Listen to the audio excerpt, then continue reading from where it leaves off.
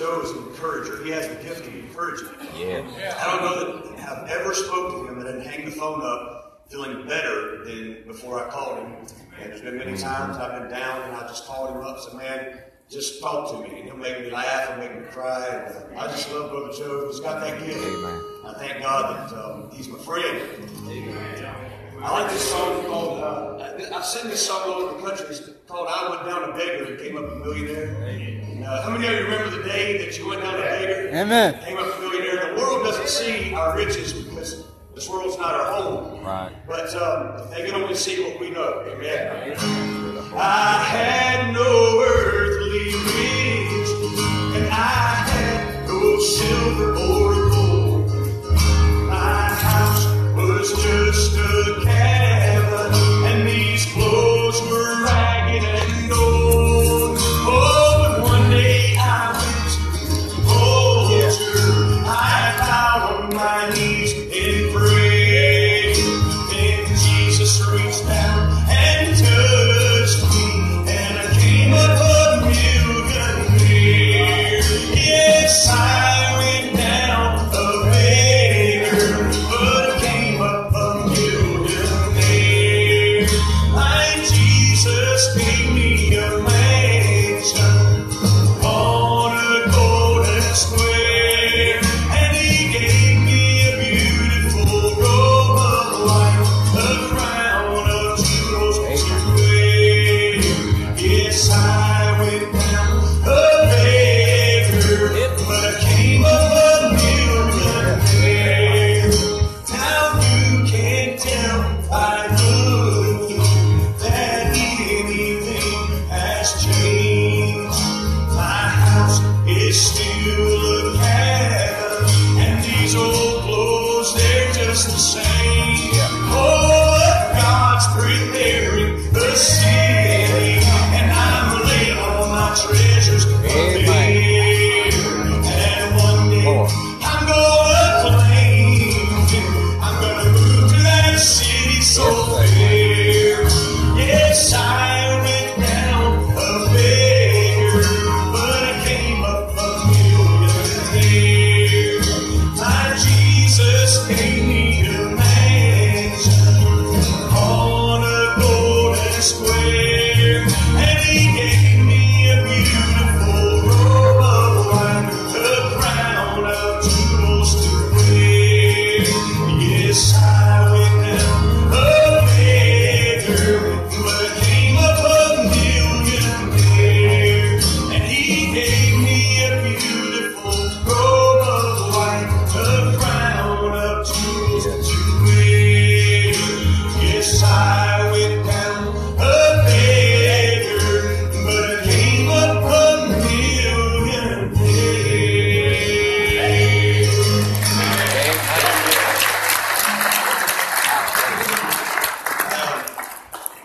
I want to sing a song. This song, I'm going to do this with just the acoustic guys, if you don't mind. This song, you listen to the words of it, it blessed me. I heard it several weeks ago, and I've been trying to sing it. I wish my wife could be with me. How many of you have met my wife, Miss Dee Dee? Well, she makes me look better and sound better, but she had, listen, and I get the whole grandpa thing.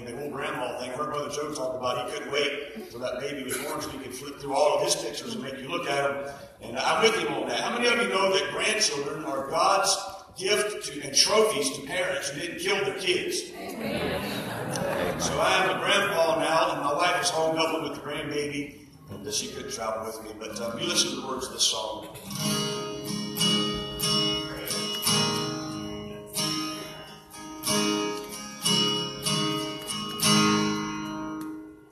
He was born in a stable,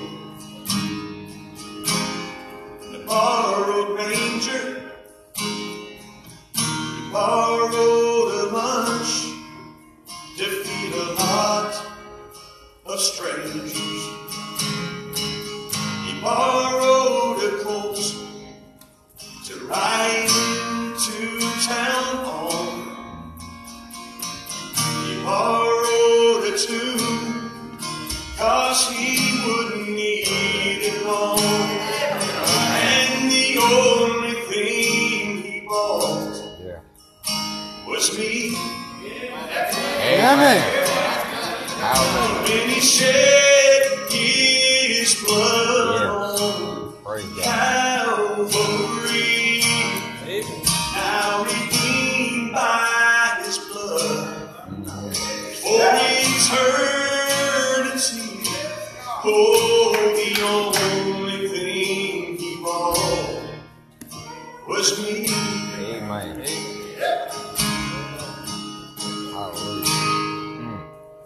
On the ocean block of sin, this world turned me down. Satan had told me, boy, you're nothing but hell-bound. He said you're never gonna win. Your soul's forever lost. And then I heard how Jesus paid it all on that old rugged cross. And the only thing he bought was me. Yes, amen. When he shed his blood on Calvary, now redeemed by his blood for eternity. Oh, the only thing he bought was me. Forgiven and forgotten, my sins are all gone. Amen. I've been bought by the blood of the one who owns it all. And the only thing he bought was me. Amen. When he shed his blood on Calvary, now redeemed by his blood for eternity. Oh, the only thing he bought was me. Amen.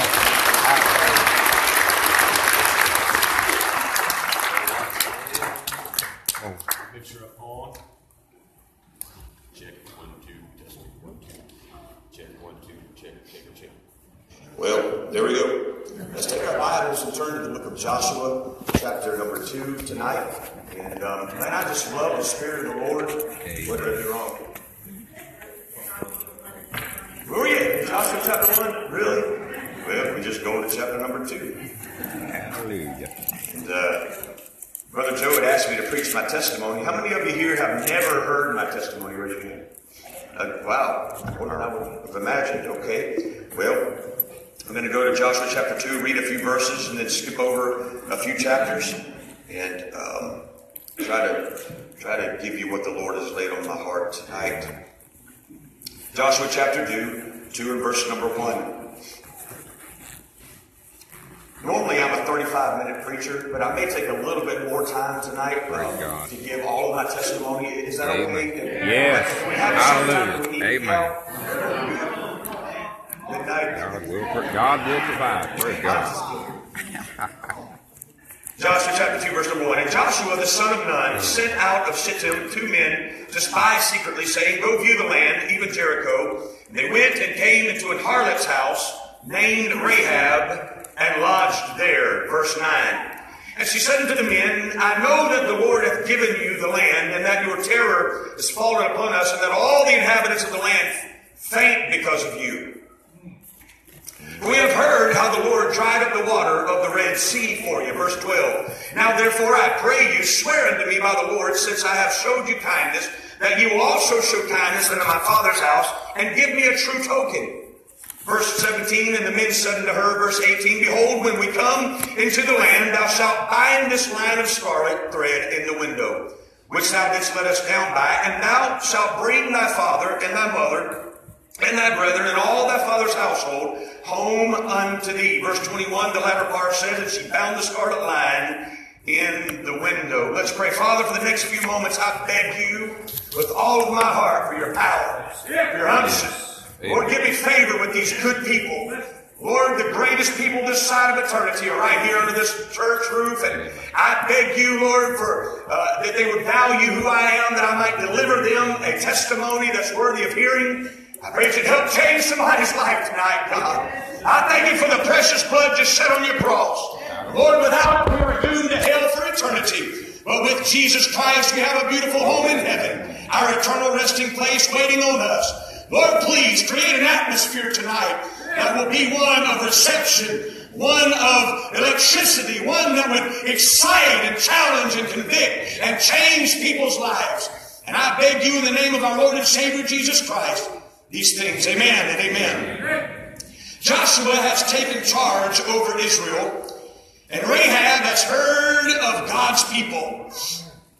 So Rahab has mainly one request.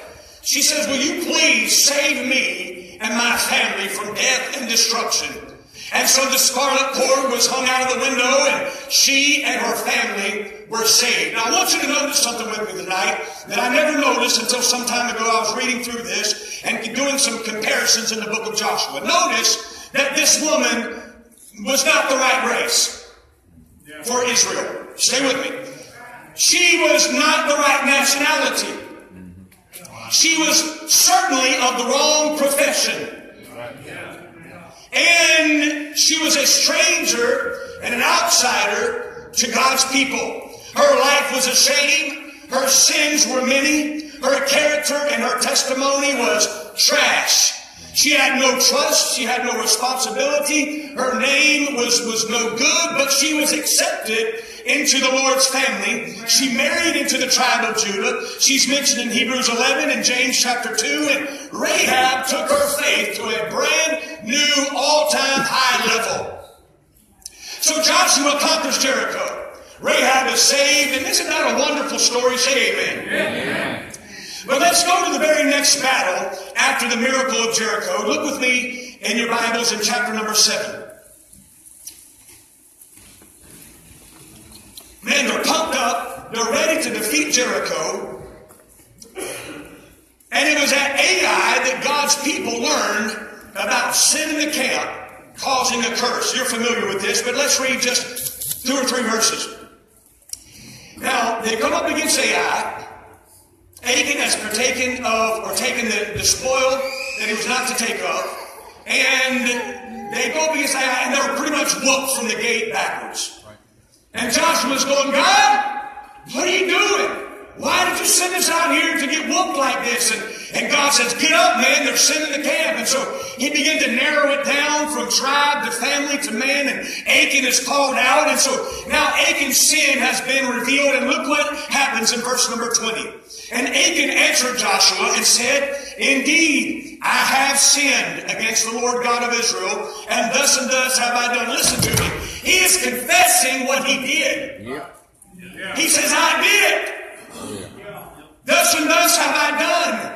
Verse 21, when I saw among the spoils a goodly Babylonian garment, and 200 shekels of silver, and a wedge of gold of 50 shekels, then I coveted them. And I took them, and behold, they're hid in the earth in the midst of my tent, and silver under it. He says, I took it. Here's what I did. There's where it's at. Go get it, man. And look at verse 25. And Joshua said, why hast thou troubled us? The Lord shall trouble thee this day. And all of Israel stoned him with stones and burned them with fire after they had stoned them with stones. All right, okay. Achan is the right people. Achan is the right tribe. He's the tribe of Judah. Achan is the right race. He's the right nationality. He's a true-blooded Israelite, church. And can I put it this way? He is in the family.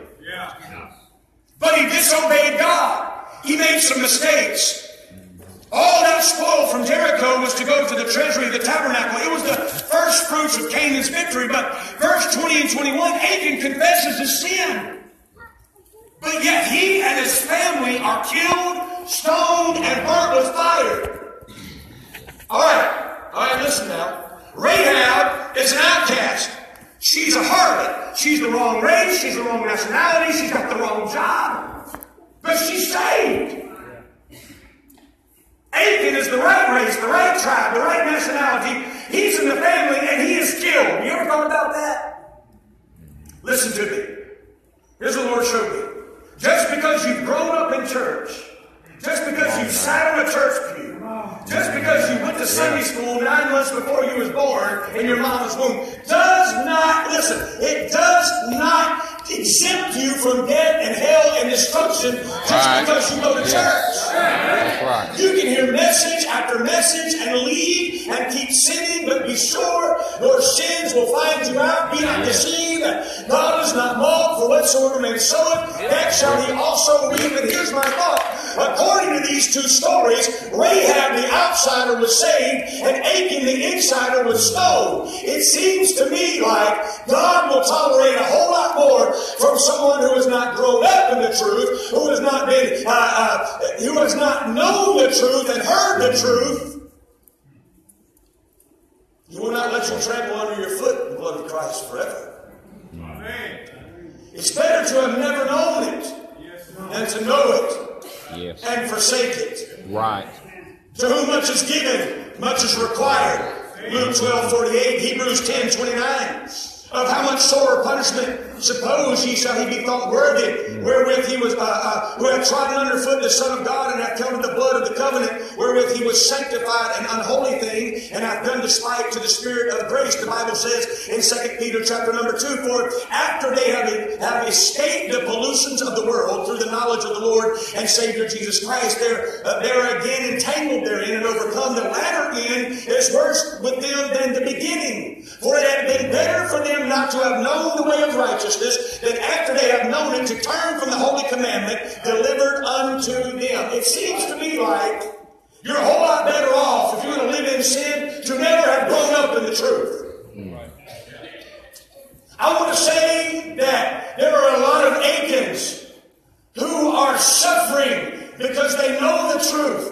They felt the Spirit of God move through old country tabernacles like you're sitting under today. And they walk out the door and they blaspheme God and they spit in the face of God. And I'm going to tell you something, man. There's a surer punishment for those people than those who never knew the truth, grow up in the world in Egypt and never have known, and they hear about what God's doing and they confess, and God says, boom, I want to help you. I want to save you. I want to do great things in your life. And listen, friend, the same grace that reaches out to those Rahabs, that's the same God that will put wrath upon the children of disobedience. Right.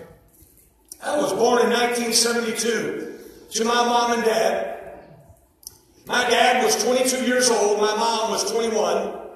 And my dad and my mom had never went to church other than one time. My dad went to church one time when he was a teenager. He grew up in Big Stone Gap, Virginia. They were as poor could be. My father, at a very young age, before he was even a teenager, was stealing food from people's homes and bread trucks just simply to feed the 5 boys and the 1 girl that was in the house. They were extremely poor. They knew nothing. They were uneducated. And my dad one day was invited to go to church on the church bus. And so at the age of about 10 years old, he got on the church bus, went to Sunday school, went to church, and came home, and his mother, my grandmother, who's passed away now, met him at the drop-off place where the church bus dropped him off, and began to whip him all the way home for going to church. And here's what she told him. She said, Randy, we're not church-going people. You don't understand. There is a great responsibility that comes with going to church. That's not us. Don't you ever go to church again in your life. And so he didn't. He met my mom, who was raised Catholic. And the two of them knew nothing but drinking and smoking dope. And my dad was running around with my mom and lying and cheating and stealing. That's all the life that they knew. We were living in Gonzales Gardens. My brother's a year and a half older than me. I was just a few weeks old when the guy 2 doors down at Gonzales Gardens told my dad, he said, Randy, there's a church down the road called the Old Country Church. There's a man named Alvin Fleming who pastors that church. He said every Sunday morning he comes on the radio and man, he will yell and scream and man, he's just hilarious. You need to go down there on a Sunday night and just enjoy the show. It won't cost you a dime. And so my mom and dad on a Sunday night in 1972, literally went to church to see the show. They sat about 3/4 of the way back on the right-hand side. They entered the back door of the church, and that man of God had been fasting and praying and getting along with God that afternoon. And as soon as the Holy Spirit directed his attention to my mom and dad, that man of God numbed that pulpit and began to blister them with the law, buddy. He began to preach against sin. He named every sin that my mom and dad had committed. And to my dad's testimony, he said, son, I sat there and I began to sweat bullets. He said, man, I've done everything that preacher's preached against. I've lied, I've cheated, I've stolen, I've fornicated, I've done all those things. And for about 25 or 30 minutes, that man of God began to use the law to condemn my mother and father and let them know that they were sinners and that they were going to go to hell because of their sin. And my mom and dad said they sat there and they sat there. And my dad began to tremble and he began to sweat. He began to cry under the condemnation of God. And then he said that man of God began to smile after about 25 minutes of condemnation. He said, now I've got good news for you, church. You don't have to die and go to that hell that I preached on. He said there was a man named Jesus who went to hell and shed every drop of blood in his body so that you could go free. He said my mom and dad stood up and began to walk that old-fashioned trail to an old-fashioned altar. And with page 81, just as I am being straight from the old red-back book, my mom and dad said, Jesus, I know I'm a sinner and I need to be saved by your good grace. And they got gloriously born again that night in 1972. And they began to take me and my brother to church every time the doors were open. I was raised in church. That's all I've ever known was church. I remember going to Greer Baptist camp meeting and Blue Ridge camp meeting and hearing preachers like Brother Billy Kelly and Mays Jackson and Harold Seitler and Ralph Sexton Sr. and Billy Knoy and some of those great men of God. I know what it's like to sit on the front row and kick shavings. I didn't know God personally, but I tell you what, I knew there was a change in the atmosphere when the Holy Ghost of God would move through that tabernacle, man. Old man Burns would put that chair on his head and begin to march around, and things would change, and people would begin to walk the aisles and climb trees and shake hands with the birds and the clouds. And I remember sitting there thinking, my God, He's in this place. And I'd feel the conviction and I'd feel His glory. I knew what it was like to hear the men of God get up and pound the pulpit and preach and herald forth the truth of the Lord Jesus Christ. That's all I knew was hell, fire, and brimstone. Old-fashioned, Jesus-loving, sin-hating preaching from the pulpit of wood. Yes. We went to Sunday school, we went to Sunday morning service, training union, Sunday evening service, prayer meeting on Wednesday night, and then we had work day on Saturday. We go watch the grass grow on Friday. I mean, anything we could do to go to church, man, we were in. My mom and dad didn't get halfway in, and they dove off the high dive. That's all I knew. That's all I knew. At the age of 13, my dad took a pastor job in Pennsylvania, which is where I spent my 4 years of high school. Graduated from Twin Valley High School in Morgantown, Pennsylvania. I remember when I got my first job in the food court at the Morgantown Outlet Mall at Weaver's House of Chicken. Oh yeah, it was a cool job. And I worked in the food court, and I was just working to pay my insurance on my car, my little car payment, and trying to get through high school. At 16 years old, I remember I was dating this girl, and man, she was a beautiful little girl. I thought I loved her. She thought she loved me. But we got to an argument, and we split up. And I remember as I was working at that food court, how many of you know the devil, man, he's relentless. He will attack a pastor's kid. It don't matter. He just don't like anybody. Yeah. He don't even like drunkards. He don't like dopeheads. Mr. Dopehead, Mr. Drunkard, wherever you are, you think the devil likes you, he hates your guts. Yeah. You don't like anybody because we're made in the image of Christ, made in the image of God. But listen to this. So I remember I was working one day, and there's a fellow that worked around the corner at the liquor store, and I would always give him a good deal on his breakfast and his lunch. And he come up to me one day, he said, man, listen, Barry. He said, if you ever want anything to drink, he said, as long as nobody's in the store, I know you're not of age, but if you'll just see me when nobody's in there, I'll get you anything you want. I'll put it in a bag. You can hide it. Just don't tell nobody I sold it to you. Well, I dismissed it from my mind. I said, yeah, man, that's cool. But in my heart and in my mind, I'm thinking, I'll never use you, man. I'm not drinking. I'm not going to the bottle. Are you crazy? I know what Preacher Fleming said about drunkards dying and going to hell without Jesus, and I don't want to become a sop drunk. No, okay, yeah, cool, man. But in my heart, I'm thinking, no, thank you. I'll never need you. I'll never come see you. But this particular day, I was hurting. My girlfriend and I broke up, and rather than go to the Bible, I went to the bottle, and I remember on my lunch break, I went around the corner and I seen the guy, and I handed him some money, and he put a fifth of Jack Daniels in a paper sack and a pack of Marlboros, and I went and got a CD of some rock and roll music that had just came out, and I remember putting all of my goodies in that bag and rolling them up and putting them in the broom closet back there behind the register, and I was just waiting to close the store down so I could get my little bag of goodies and just experiment with something that would make me feel better. So around 9:30 that night, I closed the store down, and I remember taking my little bag of goodies to my charcoal gray 1986 Camaro that I was making payments on, working at Weaver's House of Chicken. I'll never forget getting in that car, closing the door. I put that little bag of goodies in the passenger seat and backed up to the far end of the parking lot underneath an oak tree that was dark out. I remember sitting there, and I opened up my bag of goodies, and I looked at the cassette tape that I had bought of Def Leppard, and I looked at my fifth of Jack Daniels, and then I looked at my pack of cigarettes, and something inside me was saying, son, why are you doing this? You know this is wrong. This is the wrong road to go down. But I looked up to God, and I said, God, I'm just going to do this one time. One time. That's it. I mean, I'm talking to God now. And I said, God, I'm not going to end up like the preacher said. Not me. I'm going to smoke this a little bit, and I'm going to drink this a little bit, and I'm going to listen to this rock and roll music, and I'm just going to feel better. When it's over, I'm going to throw the bottle away. I'm going to throw the cassette tape away. I'm going to throw the cigarettes away. I'm not going to end up with lung cancer. I'm not going to be a drunk. I'm not going to be a heavy metal maniac. No, not me, God. I'm just going to do it one time, and that's it. And I'm going to throw all the evidence away, and you're going to forgive me. Mom and Dad will never know about it, and I'm going to beat the system. You could probably tell me the rest of the story, couldn't you? I remember putting that bottle to my lips, and it burnt. But something said it feels good. It's like, you remember the cartoon with the angel and the devil with the pitchfork on his shoulder? I felt like that day.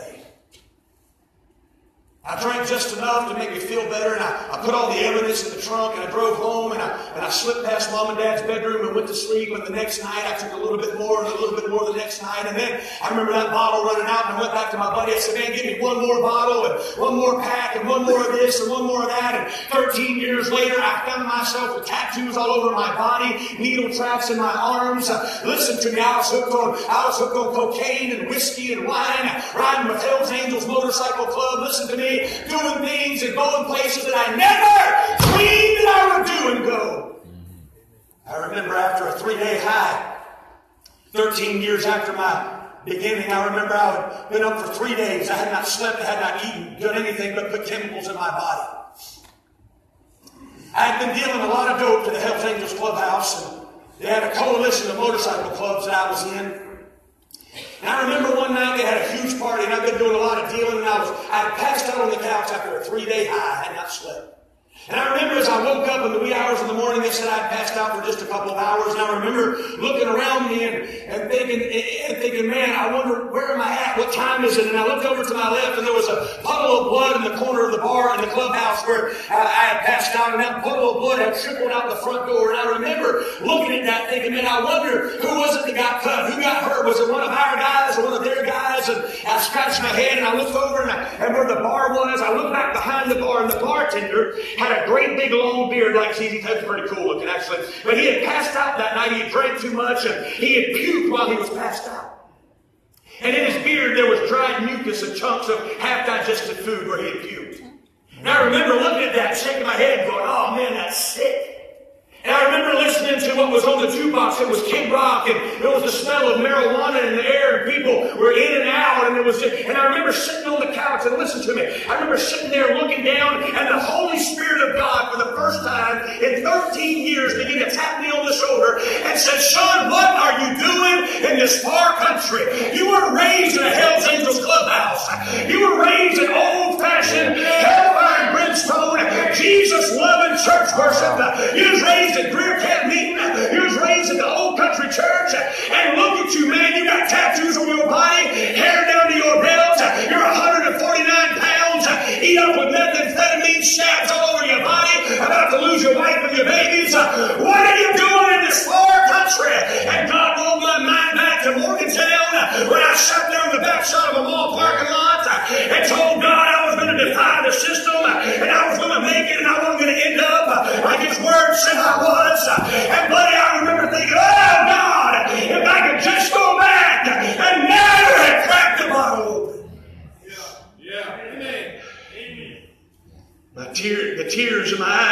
swell up. And I remember thinking, man, I just got to go home. I just got to get home. Been up for 3.5, 4 days. I just got to get home. Just got to get home. I walked outside the clubhouse and I got on a 1999 Harley Davidson Fat Boy. Had a stolen 9mm on my side and literally had duct tape to the inner part of my legs and my sides, where I've been dealing for 3 or 4 days. I remember getting on that motorcycle thinking I just got to get home. It was the early hours of a Sunday morning. Now my wife had gotten disgusted with my lifestyle. She didn't marry me as a drug addict. I had always done pills and drank a little bit, but I had gone so far down, and my wife was just at her wit's end. She was trying to go to church according to her own testimony. She was taking the children to church. Our son was 10. Our daughter was 2 years old at this time, and she said, I would just go to church to try to escape the reality of knowing that my husband was in a motorcycle club and a dope head and a drug dealer. And she said, I'd go to church and I'd sit beside your mom and dad, and I would close my eyes and just imagine and wonder what it must be like to have a husband that was a preacher.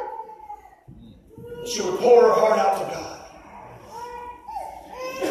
That particular morning, I was on my way home from a 3.5, 4 day high. And I remember getting on Highway 601. It's a 30-mile drive from the clubhouse to where we lived, and there's a long straightaway about 25 miles. I remember rolling the throttle back as far as it would go. Just trying to get home, going 110 to 115 mile an hour down 601, trying to get home on a Sunday morning. I remember as I was at a great rate of speed, I looked way off in the distance, and a state trooper topped the top of the hill coming my direction. I remember my heart sinking down into my boots, and I thought, oh man, if he pulls me over, he's going to pat me down, he's going to find my weapon, he's going to find my dope, he's going to see the colors on my back, he's going to see the desperate attempt of no sleep, and he's going to see all the aggravation in my nervous system from the methamphetamines. He's going to pat me down, he's going to take me to prison. I'm never going to see my wife and my kids again. I'm going under the jail. And I remember looking in my rearview mirror, and that cop made a U-turn and hit his lights and pulled me over. I thought, man, my life is over. I'm going under the prison. There was 2 men in one state trooper car, and they both walked up with their hands on their guns, and they approached me because they had seen the colors on my back. As they walked up to me, I had my driver's license and my registration ready, and I handed it to them, and I was trying not to look at them. I didn't want them to see my pupils. I didn't want them to smell the stench of alcohol in my breath. I didn't want them to see my nervous condition from being up for 3 days. And so I handed it to him, and about the time I knew he was going to tell me to get off that motorcycle and walk the line and do the pupil test, and I can tell you how it works.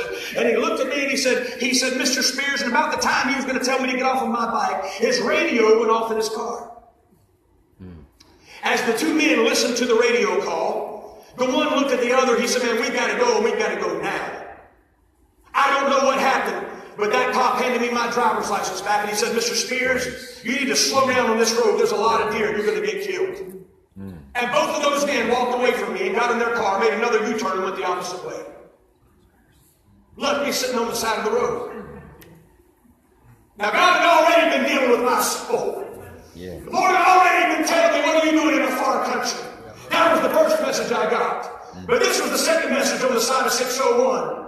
The Holy Spirit whispered in my ear and said, somebody else just suffered so you can go free. Somebody else just suffered so you didn't have to. And boy, tears began to roll down my cheeks. And then the Lord rolled the curtain of memory back. And I remember the old man of God telling me that Jesus died. He was the sinless Son of God. He had done nothing wrong. But He suffered and He paid our sin debt so that we could go free. And I began to weep and I began to cry. And I began to think about Jesus sitting on the side of the road with hell angels on my back. Pulled back on the 601. Went a few more miles and turned left on Stringing Eagle Road. I could take the path. As I took Stringing Eagle Road, jumped over number 12, took Highway Church Road all the way to Elgin stoplight. Guess who I've seen on the other side of the four-way? My wife. I'm heading home from a 4-day high, and she's heading to church with the kids. My heart began to sink again. And as I looked across that traffic light, I thought, now you've got to go straight. And she's got to go straight, and you've got to go right past her. She's all 5'0". She's actually 4'9 3/4", but she wouldn't admit it. I mean 4'11 3/4. So I'm sitting there and I'm looking across the stoplight, and the light turned green, and I I clutched out, gassed on it, and I began to pass by her. And I'll never forget looking in her eyes as I went past her. It was like God just put my life in slow motion. I looked at my wife, and I couldn't hear a word that she was saying. But I began to hear her heart as it screamed out to me. Honey, where have you been?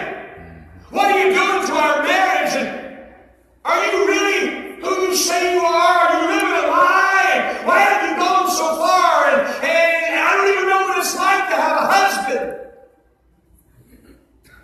As I looked past her, our little boy Cody was 10 years old. He was in his little suit and tie sitting right behind his mother in that Ford Explorer. I couldn't hear his words, but he began to scream through the window from his heart. Daddy! Daddy! Where have you been? Daddy, you've never taken me fishing.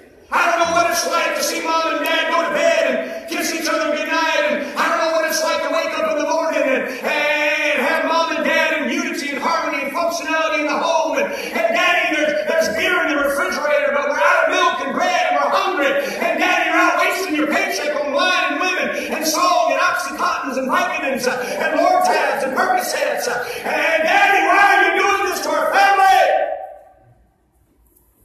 I looked beside Cody, and there's his little sister Alexis, 2 years old, in her little car seat in her Sunday dress. And she began to scream from her heart, Dad, it won't be long, just a few more years, and they're going to put a leather vest on my back, and it's going to say property of somebody. And they're going to pass me around the clubhouse, and they're going to have their way with me, and I'm going to be a dopehead and a pillhead, and I'm going to be on opiates and narcotics and the methadone clinic, and Daddy, there's nothing you can say about it because you're training me to go that way, and you're leading me in that path. Daddy, how long are you going to do this to us? It's a 3-mile drive from where I've seen my wife at that stoplight, where you turn left on our dirt road. I'm going to tell you what the Holy Ghost of God did. He didn't come down with a baseball bat and beat my brains out. He didn't come down and force me. No. You know what he did? He got on the back of that motorcycle and he put his arms around me. He began to squeeze on me and love on me and whisper in my ear and say, come unto me, all you that labor and are heavy laden, and I will give you rest. And take my yoke upon you. Learn of me. I'm meek and lowly at heart. You shall find rest unto your souls. And tears begin to pour out of my face. And I begin to think about the days of old when I was raised in the house of God. And I remember the peace and the functionality that was in my home with my mom and dad serving the Lord. And I began to cry out to God, oh God, I can't live like this anymore. I remember getting home, there was no one there but me. I didn't get saved this day, but stay with me. I remember crawling up the stairs. I was so worn out and exhausted. I crawled on my hands and knees to the far end of the house, went through the master bedroom into the master bathroom and locked the door. I remember laying down in that cold linoleum floor. Hair down to my belt. My shirt was off. Needle tracks was in my arm. My nose was bleeding from all the cocaine that I had been doing. My head was spinning. And I remember laying down with my head by a toilet. And I cried out to God and I said, God, I can't break free. I can't. I said, God, not only can I not get off of the opiates and the heroin, I tried. Every time I put the Oxycontin down, every time I put the needle down, my body locks down into withdrawal, and I just can't function. And see, now it's not about getting high anymore. Now it's just about not dying and going through withdrawal. I said, God, not only can I not get off of the opiates and the heroin, but they told me if I ever got out of the motorcycle club that they would skin my back with a blowtorch because of the tattoo that's on my back this very moment of their colors. They said, if you ever try to get out, we'll take a blowtorch to your back. I remember looking up to heaven and saying, God, what do I do? I don't like where I'm at. I'm in a far country. I want to be free, but I can't do it. I didn't get saved that morning, but you hear me and hear me well. I don't know what this does to your theology, but there was a peace that come across me like I've never felt in my life. Yes. And it's like the Lord said, just hold on, son, help's on the way. You're almost where you need to be. I got up. I went about my business. I tried that whole week to just do my same old routine. I drank my same old beer. I snorted my same old cocaine. I took my same old pills. I did everything, but it just, I couldn't get it out of my mind and out of my heart. The guilty was made free because someone else suffered. That's all I could think about. That whole week, I remember just fighting the conviction, and I was weeping. My wife would ask me, she said, "What's wrong with you?" And I just said, "Nothing, I won't talk about it." But the following Monday, I woke up that morning, I'll never forget that glorious day. When I woke up and I sat on the edge of my bed, I remember looking down at my frail frame, and I stood up and I walked into the bathroom and I looked in the mirror. And for the first time in my life, my sin became exceeding sinful.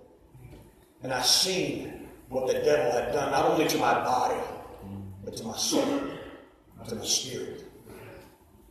I had now become what the preacher had warned me about all my life. I remember looking in that mirror and seeing that, and at that moment, I was done. At that moment in my heart, I said, if I die from withdrawal, or if the Hells Angels, or the Carolina Rebels, or the pagans, or anybody else wants to kill me, they'll just have to kill me because I'm done with this lifestyle. I believe I got saved at that moment. But I was going to what's called a landline. Anybody know what a landline is? Teenagers don't have a clue. Yep. That's a telephone that has a cord. It goes like that, and it goes down to the floor. I don't have a clue where it goes after there, but you can't drive down the road and talk on it. And we have 10 acres of land. We still live in the same tract of land that we've had for almost 20 years. And we split it down the middle. I've got 5 acres. My dad has 5 acres. And in between our 2 homes, there's a trail about 30 yards long between my house and my mom and dad's house. I was going to call my mom. And when I picked up the phone and I called Mom's number, and she said, "Hello," I said, "Mom, there's something wrong with me." I expected Mom to engulf into conversation to make me feel better, but she hung up. Now, how many of you know that moms don't hang up on sons? Especially sons that are in bad shape. How many moms, raise your hand, Mom, you don't hang up on your boys, do you? And so I'm standing there and I'm looking at the phone and I'm hearing brrrr, and I'm going, okay, you've really done it now. Sugar bear. That's what Mama called me. Oh, that's what Mama called me. Okay? I'm going, "You've done it now, Sugar Bear. Your mama don't even want to talk to you." I know my wife hung up on me. I've called her from jail before. She hangs up. I mean, my boss has hung up on me. The buddies have hung up on me. But when Mama hangs up on you, you're in bad shape, boys. That's right. Yeah. I remember thinking, you have really done it. Your mom don't even want to talk to you now. I kid you not. I remember looking at my feet as they walked across the carpet into the living room. And I thought, what are you going to do now? Your wife's sick of you. Your dad is separated from you. And Mama won't talk to you. As I was walking through the family room, into the living room, I heard the back door open. What I didn't know was Mom and Dad had been fasting and praying. They'd been up all night praying for me because they seen the shape I was in. They had the whole church fasting and praying for me. And the Holy Ghost of God was working in my soul. And Mom and Dad were close to God. And they knew that the Lord was moving my direction. And so Mom had been waiting on the phone call. Boy. Her and Daddy come through the back door, and Mama was outstepping Daddy. Had that King James Bible in her hand, and Mama was outstepping Papa. She met me halfway through the living room floor. Now, you would expect Mom to look at your son and say, "Now, son, I know there's something wrong with you, but let's go in and bake some cookies and let Mama tell you a story and rub your hair." Not my mom, buddy. She's borderline preacher. If she can figure out how to be a husband and one wife, she's now in the pulpit. Buddy, she come walking through that floor. She said, "I'll tell you what's wrong with you. You're dying and going to hell. That's what's wrong with you." And I looked at Mom and I said, "Mom, you're right," but she didn't get it. All she's heard for 13 years is, "I don't want to hear it. Don't talk to me about that stuff. Leave me alone if you're going to talk about God." So it wasn't clicking. She said, "No, I'm going to tell you, your problem's not Hells Angels and Carolina Rebels. Your problem's a sin problem, boy." And I said, "Mama, I know." She said, "No, I'm telling you, you're not going to burn your candle at both ends for the devil and blow smoke in God's face from time to time. You better get right with God. You better repent, or you're going to fry like fat back in hell." And I said, "Mama, I know." She goes, "What?"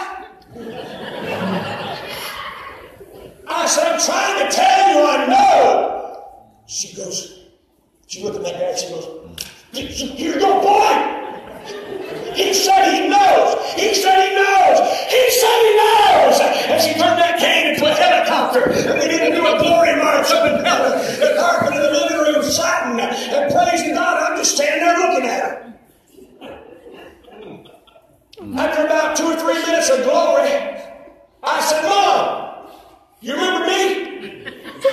I need you." She said, oh yes, come here, son." She went over to the couch and showed the spot. We're getting new carpet in 2 weeks, and I'm cutting the section out.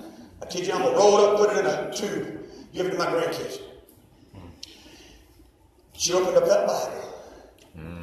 I got on my knees, and she began to read. Yeah. The book of Romans. I don't know exactly what she read, but it sounded a whole lot better than Death Leopard. Oh. Something about the wages of sin is death, but the gift of God is eternal life. She began to talk about, but God commended His love toward us. And while we were yet sinners, Christ died for us. Thou shalt confess with thy mouth the Lord Jesus, and believe in thy heart that God hath raised Him from the dead. Thou shalt be saved. I remember her looking at me with mascara running down her face. And she says, "Son, do you believe God's word?" I said, "Mom, I believe it." I said, "I'm so sick of my life." My wife was standing back behind my dad and my mom and our little daughter. Our son was in school. This was about 9:30 in the morning on October 27, 2003. And I'll never forget, as I turned away from my mom and I looked up at my dad's eyes, and I looked over at my wife, and I hit my face on that carpet. And I said, "God, if you're as real as that Bible says you are, if you're as real as Mama says you are, if you're as real as those men of God have preached that you are, and you can really save somebody like me and deliver me from my lifestyle and my addiction, God, I believe in your Son, Jesus Christ. Save me, Lord. Forgive me of my sins." And I'm telling you, buddy, as soon as I'm standing here, I went down a beggar and I came up a millionaire. Come down my soul, and I got born again. John 3:3. Washed in the blood of the Lamb. Oh my God, I stand up too fast. I'm going through the roof of this mobile home. I stood up and I looked at my wife and I looked at my mom and I said, "Honey, I just got saved by the good grace of God." Hallelujah. Amen. That was at 9:30 in the morning. Glory. My dad gave me a brand new King James Bible, laid it in my lap. I'll never forget going and putting a shirt on. I went to the bathroom. Now I knew my preacher told me about this. Now, some people have to work on this kind of stuff. I'll just tell you what happened to me. I went to the bathroom, pulled my hair back in a ponytail, and cut it off and threw it in the trash can. Put on a shirt, threw every bit of booze in my refrigerator down the drain, put it in a trash bag, hauled it out. Sat there all day with that King James Bible in my lap, reading the book of Psalms. Didn't have a clue what David was talking about, but it sure sounded good to my heart. Amen. Hallelujah. All day long, just sitting there reading the Bible. Cody, can I take about 10 or 15 more minutes? Takes time, praise God. Amen. My son Cody, he's 10 years old. He had been to school all day. He didn't have a clue. He'd been going to Sunday school. He didn't know anything about me being under conviction besides hiding. His routine was to come through the mudroom door. His room was over here. My chair is over here. The kitchen's all the way over here. His routine was to come home from school, throw his book bag against the wall, beeline it to the kitchen, open the refrigerator, grab something to drink, a snack, go play his Nintendo for a little while until his mom said, "Now, do your homework." That was his routine every day. This particular day, he comes home from school, comes through the back door, throws his book bag against the wall, and he's going for the refrigerator, and he looks at me. And he slows down. And he's walking towards his mom's in the kitchen doing the dishes. And he goes, "Mom! What's wrong with Dad?" Mom was weeping and crying and they're doing the dishes. She says, "Son, your daddy got saved this morning."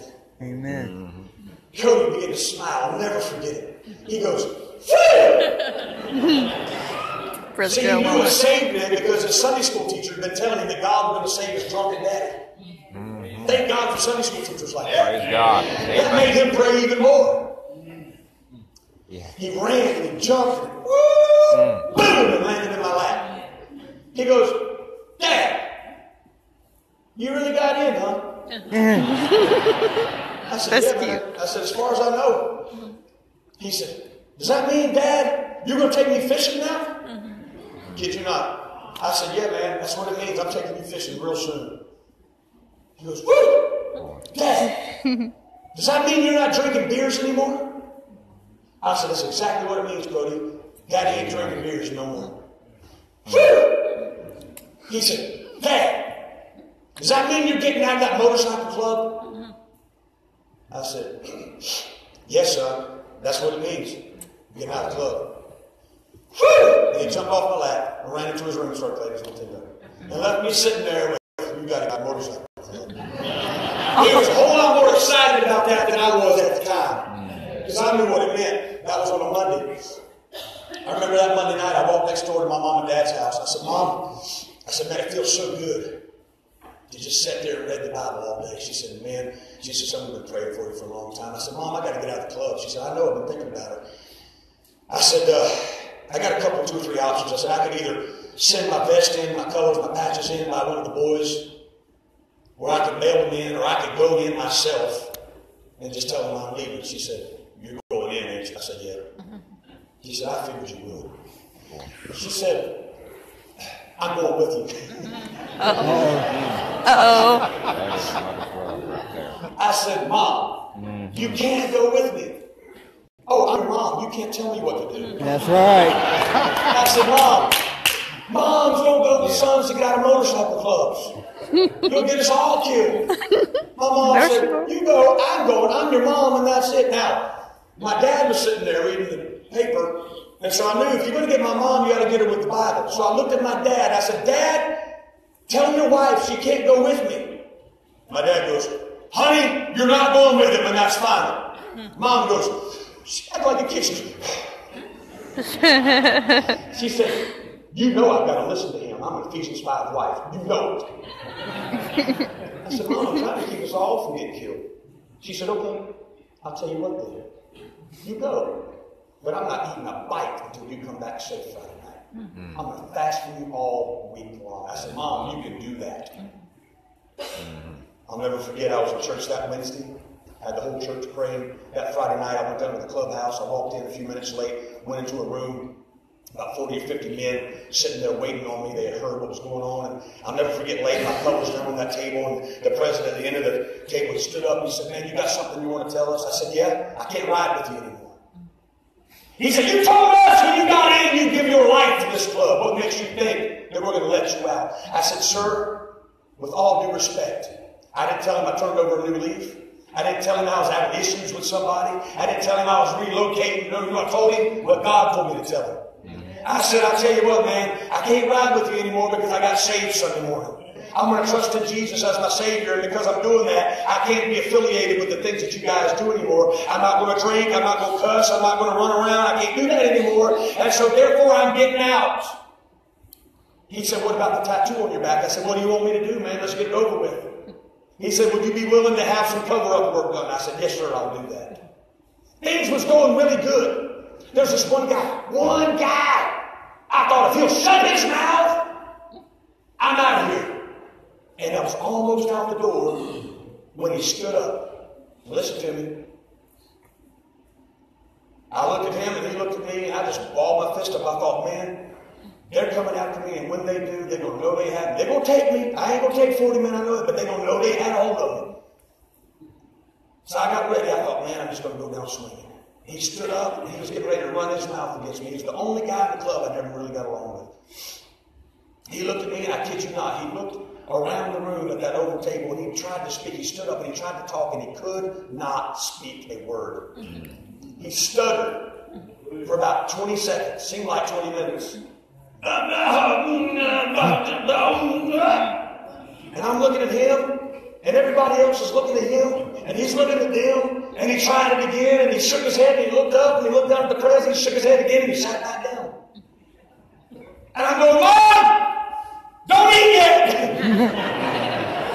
10 more minutes, Mom. Hold on.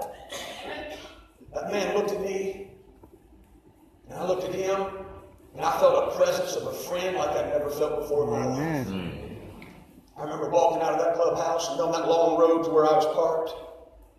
The last words they said to me, brother, where's Bubba at? Raise your hand. Is he here? Bubba, the last words they said to me. The president looked at me, I'm not using his name because you're videoing this. He said, he looked at the treasurer, the guy that was keeping the books. He said, cross his name out of the books. He's no longer a member of our club. Cross it out. I was walking down that long driveway back to my car, and all I could think of was, cross it out, cross it out. Cross it out. And that friend that was walking alongside of me said, do you know that? Do you really know that your name's written down somewhere else? Amen. And I began to say, I know my name is there. I know my name is written there. And I got to thinking maybe you can cross my name out of any book you want to down here, because high up in heaven's book of life, my name is written down. The blood of the Lord Jesus Christ, and there's nothing anybody can do about it. And I see a great band of angels camped all around me. And I see the captain rising up the challenge to me.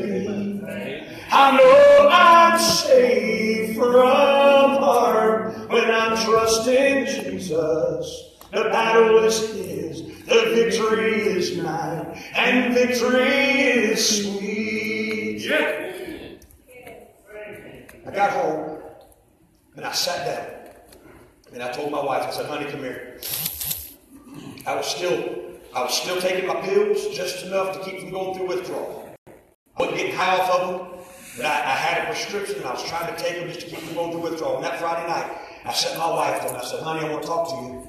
She sat down beside me. I said, here's what you've got to look forward to if I come off of this medicine. I said, my legs are going to cramp. I'm going to be throwing up. I'm going to have diarrhea. I'm going to have cold sweats. I'm not going to be able to sleep. I said, about 6 or 8 weeks is going to be hardcore detox. And you're not even going to be able to come around me sometimes. And I looked at her and I said, if I go through this, or when I go through this, are you with me?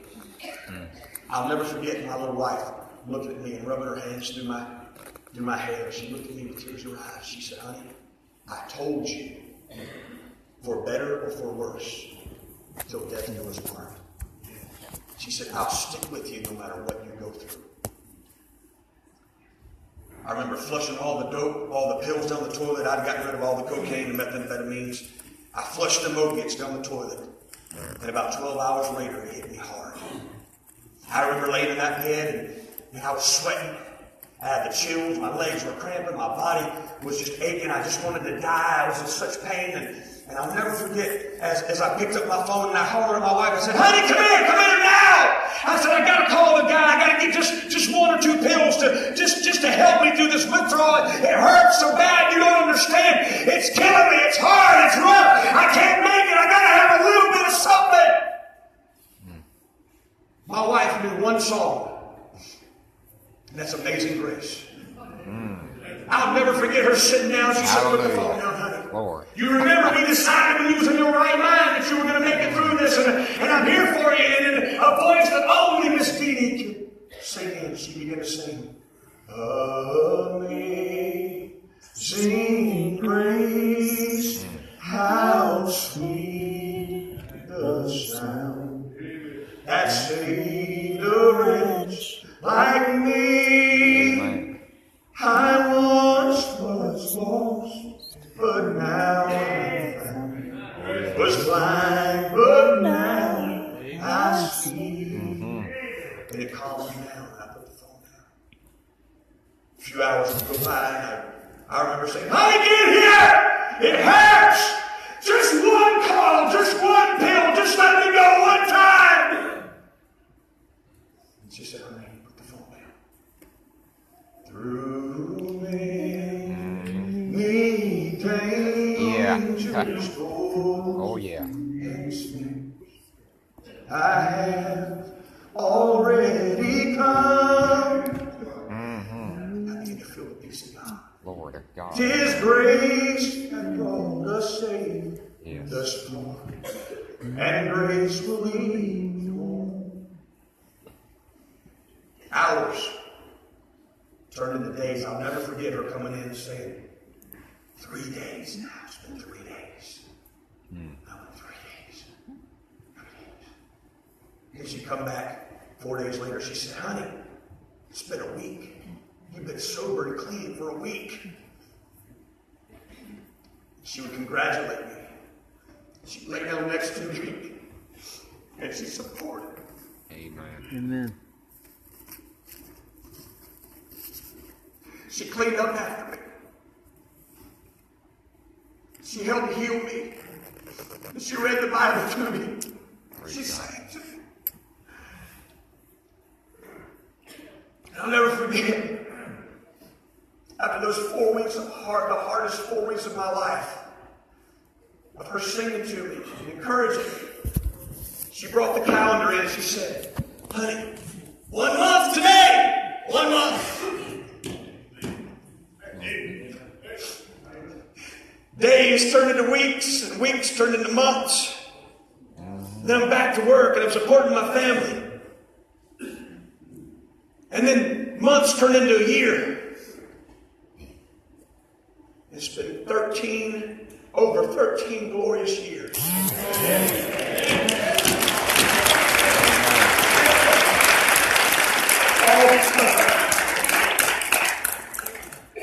All because someone else suffered so that I could go free. I thought about that. I thought about Achan and Rahab. I'm done. I was an Achan. I was raised in church. I would look around me, guys. Listen, I would look around me and everybody else was doing the same dope, riding in the same club. And man, they were functioning. They were going to work. They were partying on the weekends. It seemed like they had everything they wanted. The wicked were prospering. And here I am, 149 pounds, going to hell fast. You know what the difference was? I knew better. Yeah. God wouldn't tolerate me. Then there was other people who did all that. They come to church one time and get saved, man, and they never suffered any of that. Are you an Achan? Or are you a Rahab? Just bow our heads and close our eyes.